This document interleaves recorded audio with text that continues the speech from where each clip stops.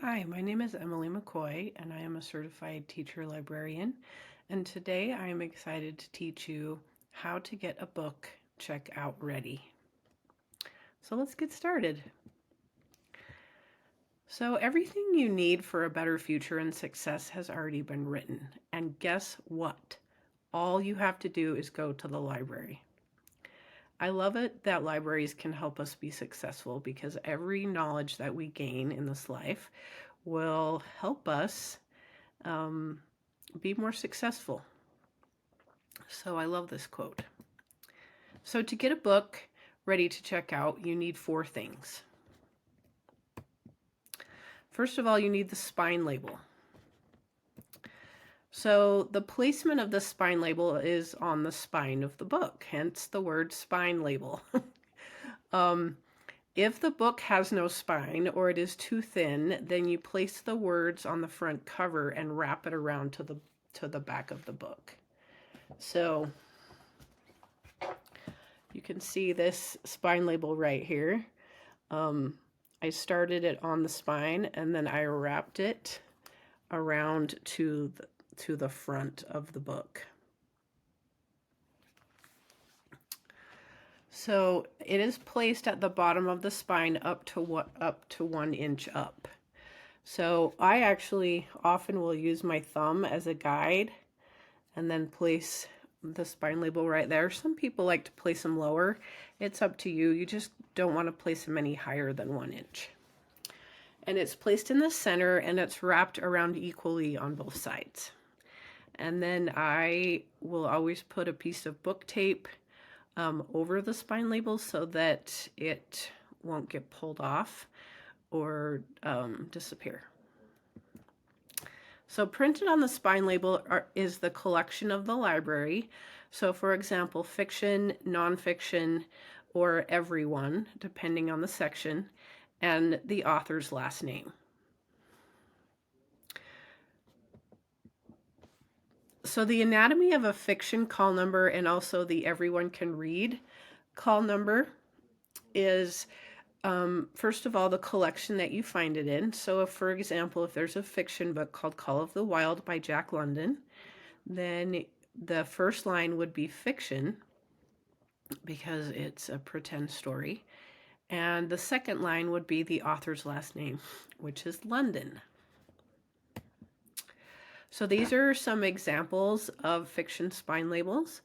So you'll see the collection that you find it in, and then the author's last name. So the anatomy of a nonfiction call number is a little bit different. You actually add an extra line. So you still put which collection you find it in, which is nonfiction. But in this case, then you put the section that you find it in. So for example, there's a nonfiction book called Hannah's Suitcase by Carol Levine. So the first line would say nonfiction. And then the section you find it in would be history, because it's a World War II history book, and the author's last name would be Levine. So in this case, you would have 3 different lines on your spine label. So these are some example of nonfiction science spine labels, and you'll notice it says nonfiction, science, and then the author's last name. The second thing that you need to process a book to get ready to check out is a book pocket.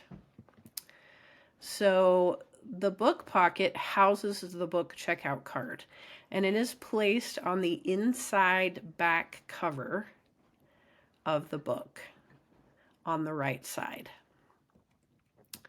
So here is a diagram. First of all, you peel the sticky back off of the card.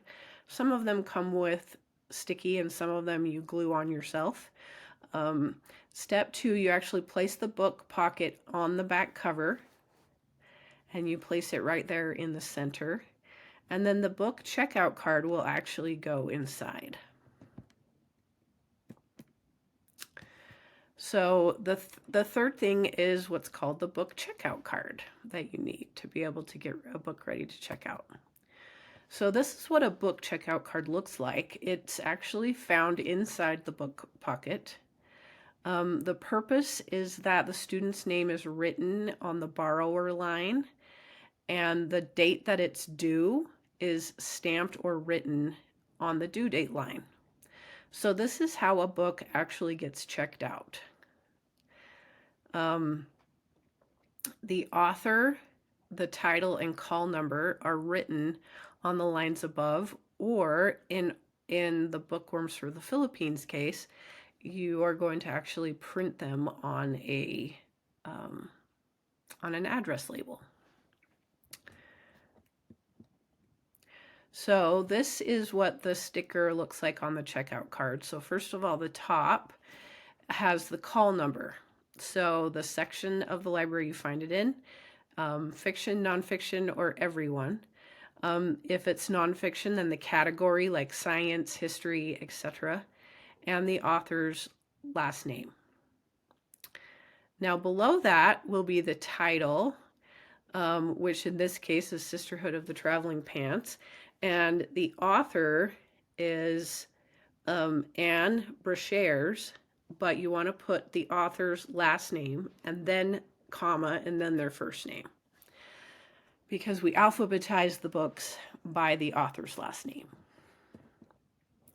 So this is an example of a checkout card that has 3 people that have checked this book out. So you'll notice that the date stamped, the date that it's due, is stamped next to the person's name, and then the person who is checking it out will write their name to the right. When you check the book back in, you'll actually put the card back in the pocket. All right, the 4th thing that you need for a library, to get a library book ready to check out, is you need stamps. So you'll notice on that checkout card that there was a date stamp that you stamp onto the checkout card on the date that it's due. And it tells you what date the library book should be returned to the library. Also, often you will find a library logo stamp. So this will be a stamp that's created that has your library's name on it and the address, just in case a book is ever misplaced and a Good Samaritan or someone finds it, they might actually return that book to your library. So with those 4 things, the spine label, the checkout card, the book pocket, and stamps, the book is ready to go on the shelf. So congratulations, you have just created your first book getting ready to check out. So if you have any questions, you're welcome to message me on Facebook, and thank you so much for watching, and I look forward to hearing from you, and make it a great day. I am going to show you exactly how to create a spine label with a pile of books. So I'm going to show you the books first, and then I will show you the spine label template and walk you through exactly how to do it. So when you are creating a spine label, the first thing you've done is you've divided them into different sections. So I've got a pile of fiction books here, and I now need to create a spine label for them. So I know that they're all fiction, and so that would be the very first thing that would go on the spine label. So you're going to spell out the word fiction. I like to do it in all caps. And then you're going to actually do it by the author's last name. So for example, with this book, it would be Patterson. So it would be P-A-T-E-R-S-O-N.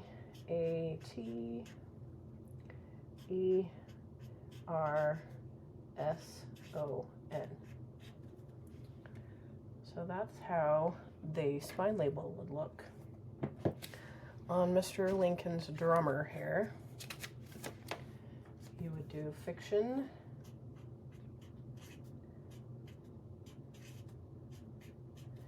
and then the author's last name, so it's G. Clifton Weisler, so you would just do W-I-S-L-E-R.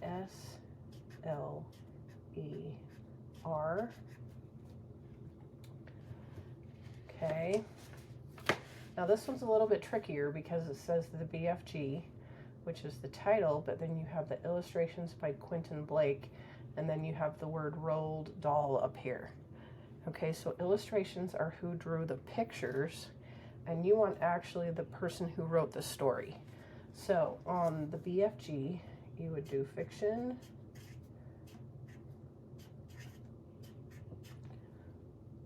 then you would do DHA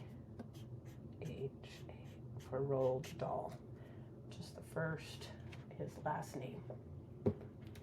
All right, when it comes to Sisterhood of the Traveling Pants, okay, this is considered fiction.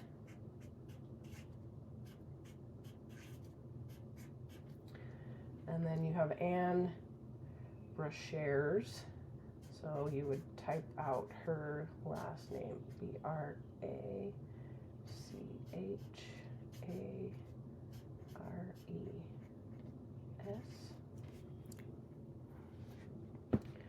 All right, The Goose Girl by Shannon Hale. This would be fiction.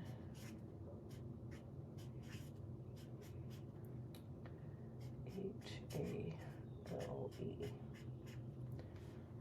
Author's last name. Okay. Now you have The Hero and the Crown by Robin McKinley. So this is a fictional story.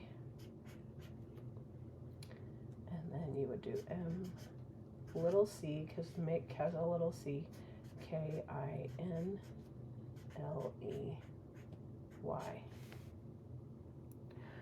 So now I know that those particular fiction books are all ready to create spine labels for. Now, when it comes to nonfiction, things are a little bit different. So let me show you, for example. Okay, here are some nonfiction science books. Now, the first thing we need to do is we actually need to put nonfiction on the first line. And then nonfiction has several different, so that's the section, and then it has different categories. So this book would be nonfiction, science. Now, when it comes to finding the author, okay, sometimes there's not an author on this page. All right, so sometimes you have to go inside of the book to look for the author. So here it is, written by Susanna Van Rose. Okay, so I would put Van Rose as the third line. So with fiction, you only have 2 lines that are needed. You just have the word fiction and the author's last name. But with nonfiction, you're going to need nonfiction, the category you've put it into, and the author's last name. All right, so let's do this other science book. So it would be nonfiction.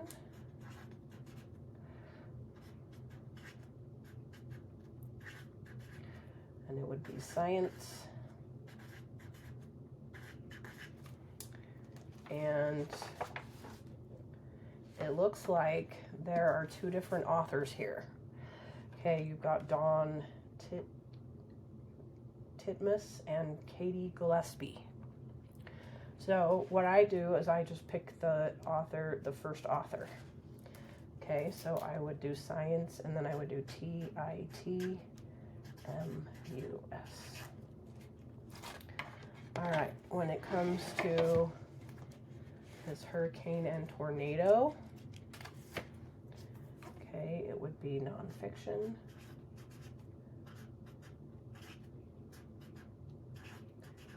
Science would be my category. And the author, it looks like Jack Chaloner. Not sure how to say that. So it'd be Challoner.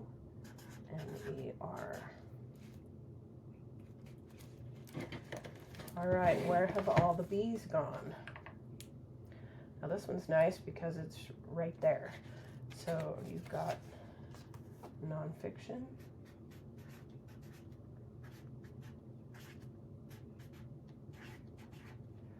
and it's science. And HIRSCH.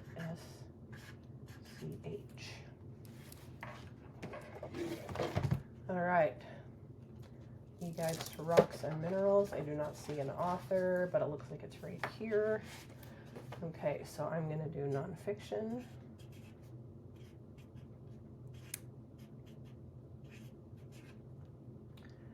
And science. And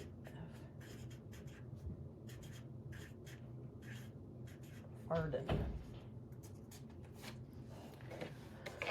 All right, so now those nonfiction science books are ready to make spine labels for. Now, in a perfect world, I do not take a piece of paper and write every single one of these down.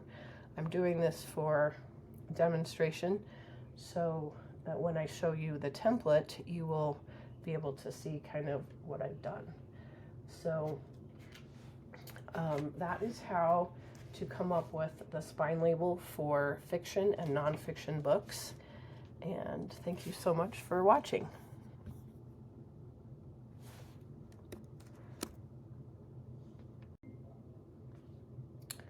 So biographies are a little bit different when it comes to writing, doing a spine label for them.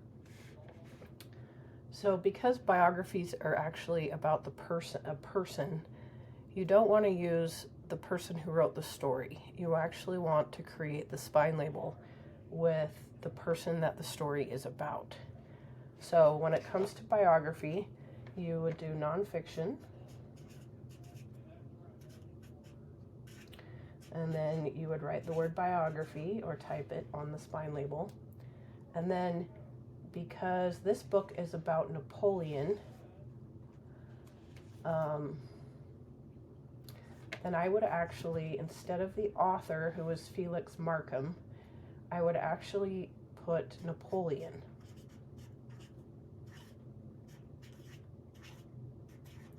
Because that is who this book is about. Okay, now when it came to the Diary of Anne Frank, okay, I would do something very similar. So I would do nonfiction.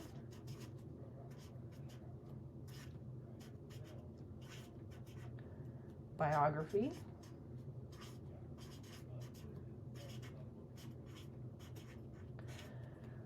Now I'm just going to put the person that it's about, her last name. So I would just do Frank.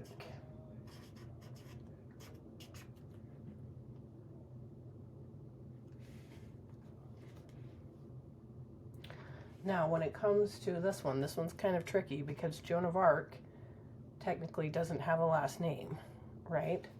So what I did in this case is I did nonfiction,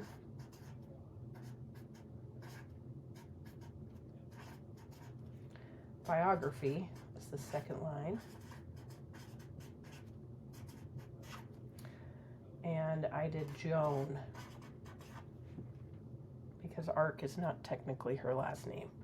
So as the librarian, you can decide how you want to have it done. But what I always think is what's the easiest way for the students to find it, okay? And that's how I would do biographies.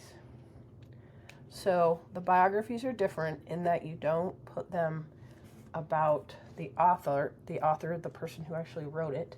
You're going to put the last name of the person that it's about. So hopefully that is helpful.